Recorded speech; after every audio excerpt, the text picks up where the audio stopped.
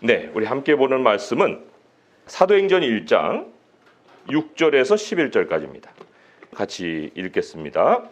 그들이 모였을 때에 예수께 여쭈어 이르되 주께서 이스라엘 나라를 회복하심이 이때니까 하니 이르시되 때와 시기는 아버지께서 자기의 권한에 두셨으니 너희가 알 바 아니요 오직 성령이 너희에게 임하시면 너희가 권능을 받고 예루살렘과 온 유대와 사마리아와 땅끝까지 이르러 내 증인이 되리라 하시니라.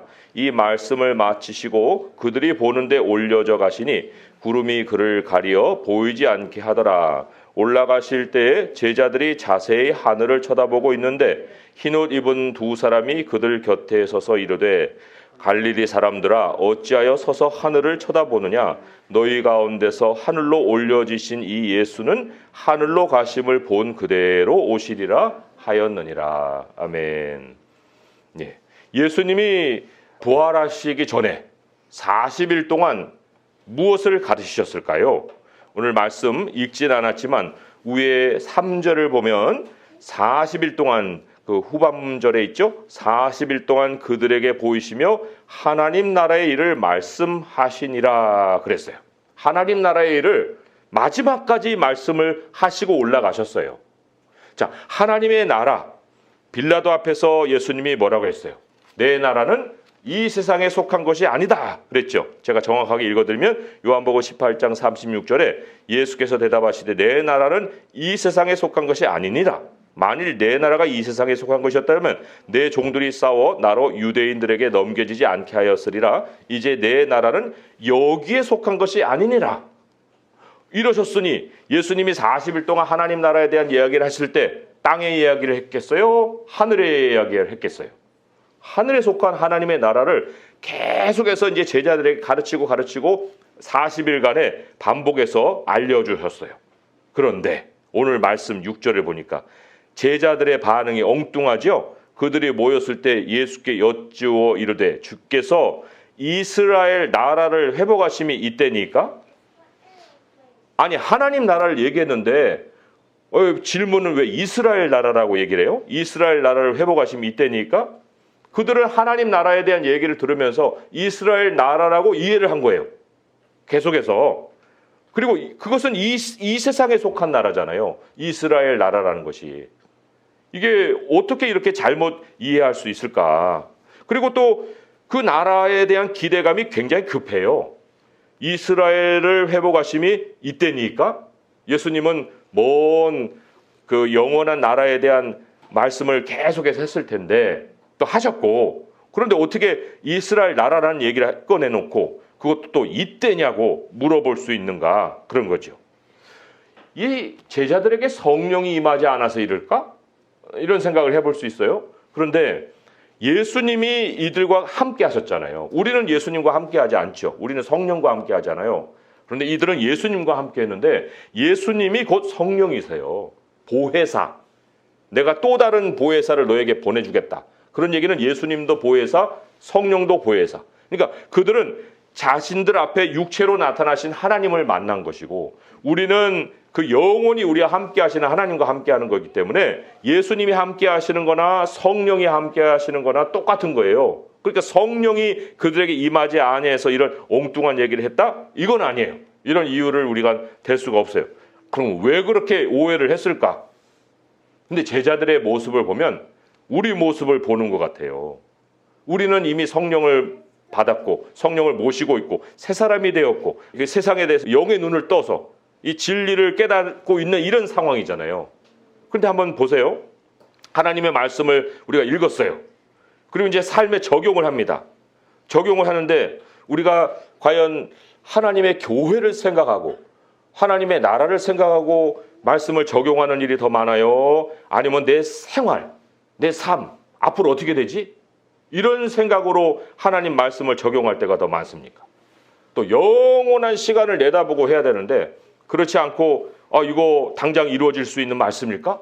하고 뭐 이렇게 막 뒤적거리기도 하고 이거 우리한테 없나요? 이런 모습이 있어요. 나의 삶 그리고 이때니까 라는 것은 하나님의 백성들이 공통으로 가지고 있는 연약함이에요. 하나님 나라에 대해서 그 완전한 말씀을 듣고 나서도 제 삶이 언제나 회복이 될 것 같아요. 하나님, 이때입니까? 저때입니까? 하고 이렇게 그런 엉뚱한 질문을 할 때가 있잖아요. 2023년을 내다보는 나의 기도 제목 속에 과연 하나님 나라와 의를 먼저 구하는 것에 대한 내용이 어느 정도 차 있는가? 그걸 우리가 생각해 볼 때 올해 내 삶이 더 좋아질까 하는 생각이 더 앞서 있다면 이 제자들을 탓할 일이 전혀 없다는 거죠. 그렇지만 예수님은 이 제자들을 꾸짖지 않으셨어요. 그걸 우리 약함을 아시기 때문에 우리 하나님이 부족함을 아시는 하나님이 그것을 꾸짖기보다는 이 제자들에게 두 가지의 말씀을 남기셨죠. 하나는 교훈이고 또 하나는 약속이에요. 이것이 굉장히 중요한 것은 우리가 이 말씀 안에 우리들의 삶의 모든 내용을 다 담을 수 있기 때문에 그래요. 자, 첫 번째로 예수님이 남기신 교훈이 뭘까요? 우리 한번 보겠습니다. 7절의 말씀이 남기신 교훈이에요. 같이 읽어볼게요. 시작. 이르시되 때와 시기는 아버지께서 자기의 권한에 두셨으니 너희가 알 바 아니요. 때와 시기는 아버지의 권한이니까 너희는 알 바가 아니다. 알지 못해도 된다. 이런 얘기죠. 이것이 인생의 계획을 세울 때 그 기초가 되는 거예요. 터가 되는 겁니다. 우리는 다 계획을 세울 때 시간을 따라서 계획을 세워요. 그런데 이 야고보서 말씀을 이제 조금 이따 참고할 텐데 야고보서 말씀을 보게 되면 우리가 어떤 시간을 딱 정해놓고 뭐 20대는 뭐 30대는 뭐 40대는 무슨 경제적인 독립을 하고 50대는 여가 시간을 많이 갖고 이렇게 하는 이 계획이 다 허탄한 자랑이라고 그랬어요. 허탄한 일. 하나님께 시간에 대한 권한이 있는데 내가 시간을 손에다 쥐고 뭐 언제는 언제 뭘 이렇게 해요? 이게 통하지 않는다는 거예요. 한번 찾아볼까요? 야고보서 말씀 4장의 말씀이에요. 야고보서 4장 13절에서 17절 말씀 같이 한번 찾아보겠습니다. 같이 한번 읽어볼게요. 야고보서 4장 13절에서 17절 시작. 들으라 너희 중에 말하기를 오늘이나 내일이나 우리가 어떤 도시에 가서 거기서 1년을 머물며 장사하여 이익을 보리라 하는 자들아 내일 일을 너희가 알지 못하는도다. 너희 생명이 무엇이냐? 너희는 잠깐 보이다가 없어지는 안개니라. 너희가 도리어 말하기를 주의 뜻이면 우리가 살기도 하고 이것이나 저것을 하리라 할 것이거늘 이제도 너희가 허탄한 자랑을 하니 그러한 자랑은 다 악한 것이니라. 그러므로 사람이 선을 행할 줄 알고도 행하지 아니하면 죄니라. 잠깐 보이다 없어지는 안개인데 무슨 장기 계획이 필요해요? 장기적인 계획을 세우는 것이 얼마나 허탄한 일이 되겠어요? 그리고 이 허탄한 자랑이라고 얘기한 것은 자기가 이렇게 계획을 세웠으니 이대로 될 거라고 사람들에게 떠벌리고 다니는 거예요. 그런 걸 얘기하는 거예요. 그런데 이 말씀에 의해서 보니까 사람의 삶이라는 건 하나님이 주시는 만큼 사는 거구나. 이거를 우리를 깨닫게 되는 거죠. 내가 지금 몇 살이냐 하는 게 중요한 것이 아니고 내가 지금 주님의 뜻을 행하고 살고 있느냐라는 것이 중요하다는 거예요. 16절의 말씀에 허탄한 자랑이랄 뿐만 아니라 사람이 선을 행할 줄 알고도 행하지 아니하면 죄다. 이 선을 행할 줄 알고도라는 것은 주님의 뜻, 사람의 삶이 주님의 뜻에 있다라는 것을 알고도 거기에 주목하지 않고 사는 것은 그것이 죄다 그러죠. 자, 그러면 선을 행하는 것이 뭐냐? 조금은 우리가 좀 자세하게 살펴볼 필요가 있습니다. 구체적으로 그래서 볼 때 오늘 예수님의 약속과 연결된 말씀이 우리가 선을 행하는 것이 무엇이냐 하는 것을 가르쳐줘요. 예수님이 이제 다시 오시기까지 예수님이 오늘 말씀에 올라가셨죠. 승천하셨죠. 그리고는 다시 올 것이다. 가신 그 모습 그대로 오실 것이다. 라고 이제 약속을 하시고 올라가셨는데 그 약속하시고 올라가시고 다시 오시기까지 그 기간이 있잖아요. 그 기간이란 게 그때 당시에 사람들에게는 그게 내일이 될지 모레가 될지 1년이 될지 10년이 될지 모르는 그런 상황에서 지금 사람들이 그 사이의 기간에 살아가야 될 삶이 있지 않습니까? 그게 바로 선인데 디도서 말씀에 그 말씀이 조금은 더 자세하게 기록이 되어 있어요. 디도서 말씀도 한번 찾아볼까요? 디도서 2장 13절에서 또 14절까지 말씀 좀 숨겨져 있죠, 디도서는. 그런데 몇 페이지냐면요, 349쪽에 있어요. 349쪽에 디도서 2장 13절 14절에 여기 보면은 우리가 왜 지어졌느냐, 하나님이 왜 우리를 속량하셨느냐, 도대체 우리가 무엇을 위해서 하나님의 백성이 되었느냐, 이거를 자세하게 기록하고 있어요. 같이 읽어보겠습니다. 시작. 복스러운 소망과 우리의 크신 하나님 구주 예수 그리스도의 영광이 나타나심을 기다리게 하셨으니 그가 우리를 대신하여 자신을 주심은 모든 불법에서 우리를 속량하시고 우리를 깨끗하게 하사 선한 일을 열심히 하는 자기 백성이 되게 하려 하심이라 그랬어요.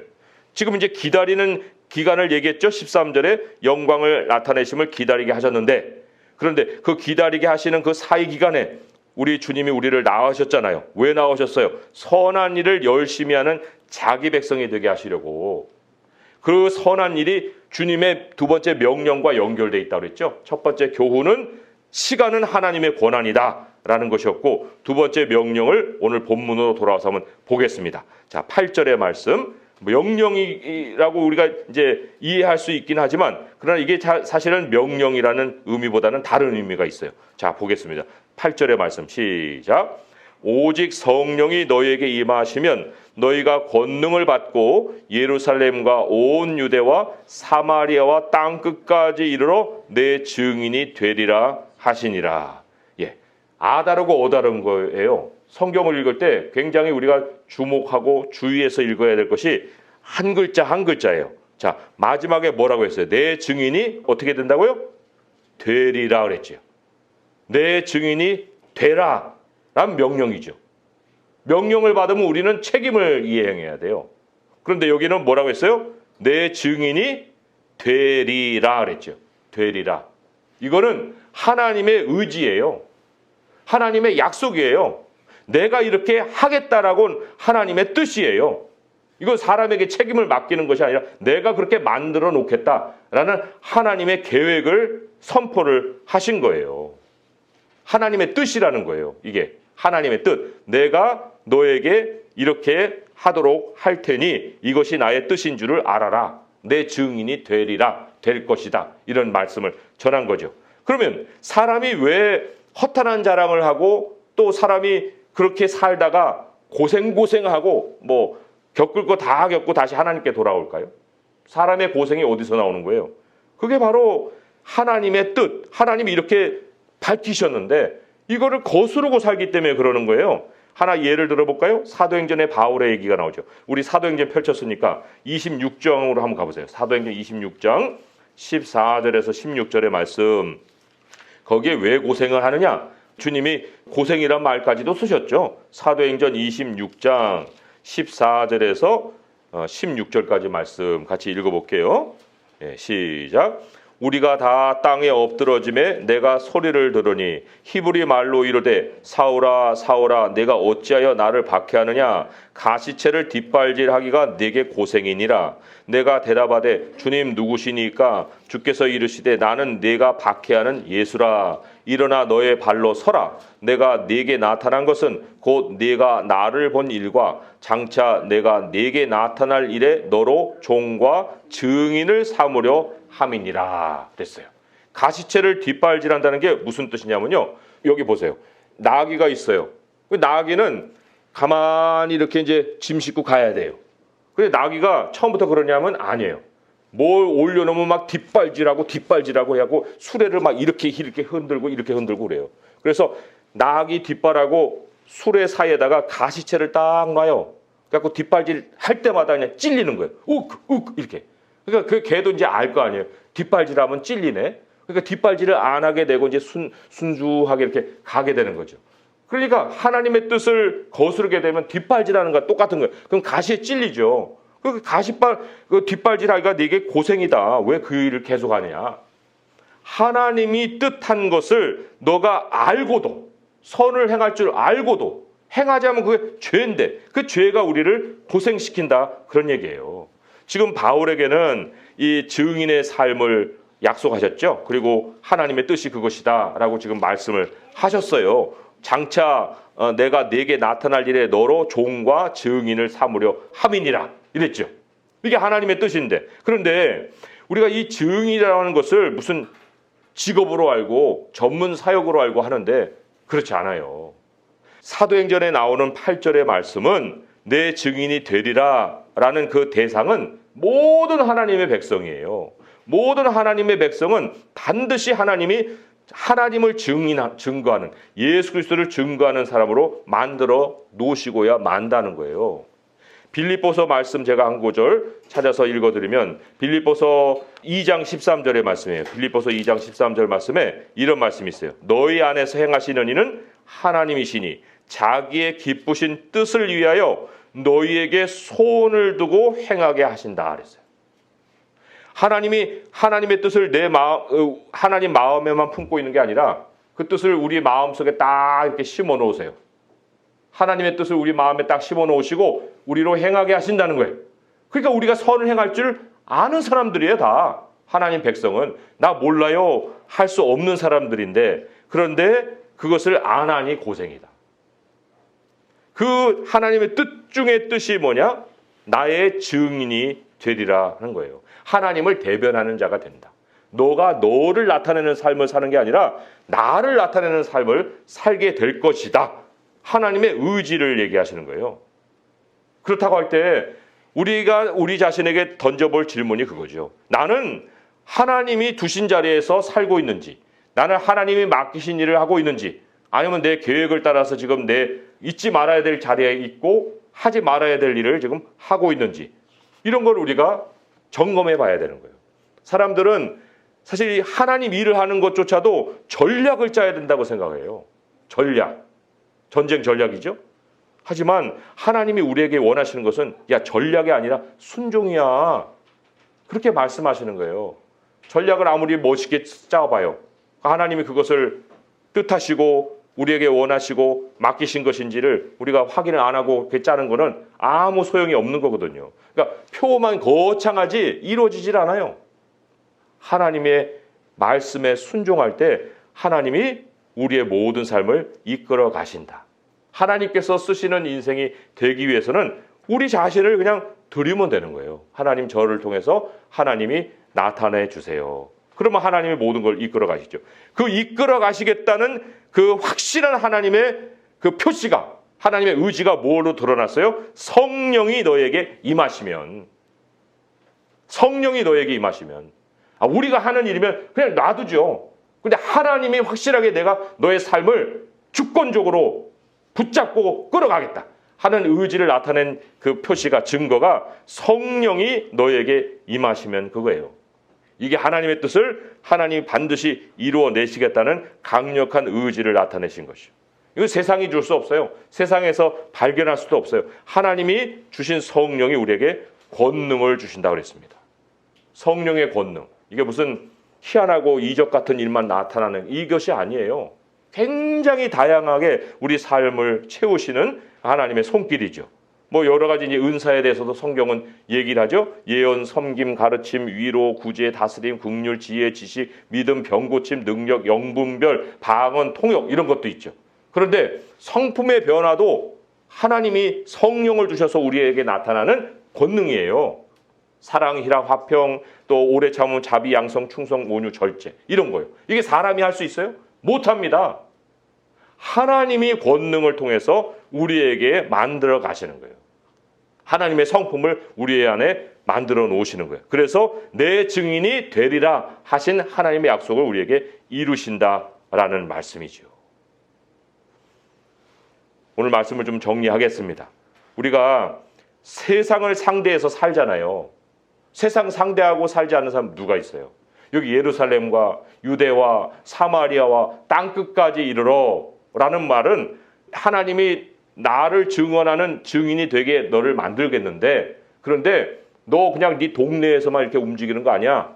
내가 너를 보내는 곳은 끝이 없다. 어디로 보내든지 간에, 세상 땅끝까지 보내든지 간에 넌 가. 거기서 너는 내가 권능으로 너의 삶을 이끌 거야 라고 말씀하시잖아요. 땅끝도 보내시는 분이 여기에서 무슨 일을 못 하셔요? 아니에요. 그러니까 내가 있어야 될 그 자리를 내가 규정하지 않아야 돼요. 시간도 물론 하나님께 드려야 되지만 하나님 나를 두시는 그 자리에 나를 사용하세요. 하나님의 증인이 되겠습니다. 그리고 이 세상에서 우리가 살아가는 삶의 그 한계를 우리 주 예수 그리스도가 나에게 다시 오시는 그날로 삼아야지. 그걸 딱 정해야지. 내가 나의 삶을 70까지 80까지 90까지 해봐야 아무 소용이 없는 거예요. 그거를 우리가 생각할 때 하나님의 시간에 나를 맡기고 그것이 우선돼야 되고 또 하나님의 의지에 나를 맡겨야 돼요. 하나님 나는 하나님의 증인이 되겠습니다. 하나님이 나를 증인으로 되리라 하셨으니 내가 그렇게 될 수 있도록 하나님 나를 만들어가 주세요. 그리고 우리의 모든 일을 무엇에 의해서 해야 돼요? 성령의 권능으로. 하나님 성령 충만하게 해주세요. 이 기도를 하나님이 우리에게 명령하셨잖아요. 너희는 성령의 충만함을 받으라 했으니 받겠습니다. 하나님 성령으로 채워주세요 하고 기도로 우리가 구해야 되죠. 그걸 구할 때 주님이 우리에게 여러 가지 은사도 채워주시고 성품도 채워주시고 세상이 줄 수 없는 많은 것들을 우리에게 채워서 내 증인이 되리라 하신 하나님의 말씀을 이루신다라는 얘기예요. 2023년에 누가 우리의 삶을 개척해 가십니까? 하나님이, 전능하신 하나님이 우리의 삶을 개척하시고 또 채워주시고 그리고 반드시 우리 주님을 증언하는 증인이 되게 만들어 주신다. 지난 송구영 신예배 때 우리가 그래서 모든 민족에게 우리가 복음을 전하라 하는 사명을 주셨는데 이미 우리 주변에 그 민족이 찾아와 있는 것을 알고 이제 내 범위를 하나님의 뜻에 맞게 선을 행할 줄 알았으니 이제 그 선을 행할 줄 아는 대로 우리들의 모든 민족의 벽을 허물고 하나님이 만나게 하신 사람들에게 복음을 전하고 또 우리 교회가 정말 열방이 주님 앞에 함께 자라갈 수 있는 그런 교회가 될 수 있기를 주님의 이름으로 축원드립니다. 기도하겠습니다. 하나님 아버지 감사합니다. 우리 주님이 오늘 주님의 크신 뜻을 가르쳐 주셨습니다. 너는 내 증인이 되리라. 우리 주님이 그냥 명령해놓고 우리에게 책임 맡긴 것이 아니라 주님이 반드시 그렇게 만드신다고 약속하여 주셨습니다. 그러하기에 하나님 우리들의 모든 삶은 주님의 증인이 되어가는 과정에 있습니다. 주님 성령 충만하게 하옵소서. 우리의 권능으로는 아무것도 할 수 없사오나 성령의 권능이 임하시면 우리에게 온갖 은사들이 나타나고 또 우리의 성품이 변하고 또 하나님의 복이 우리 가운데 가득가득 채워질 줄 믿습니다. 아버지께서 우리를 증인 삼으실 때 어느 곳으로 보내시는지 간에 누구를 만나게 하시는지 간에 어떤 이야기를 해가 하시는 간에 하나님께 순종하게 하시고 우리의 시간을 다 주께 맡겨드리오니 우리가 몇 살을 살든지 간에 우리 주 예수 그리스도 다시 오심을 사모하며 한순간 한순간을 살아갈 수 있게 도와주시옵소서. 이 모든 간구 우리 주 예수 그리스도의 이름으로 감사하며 기도합니다. 아멘.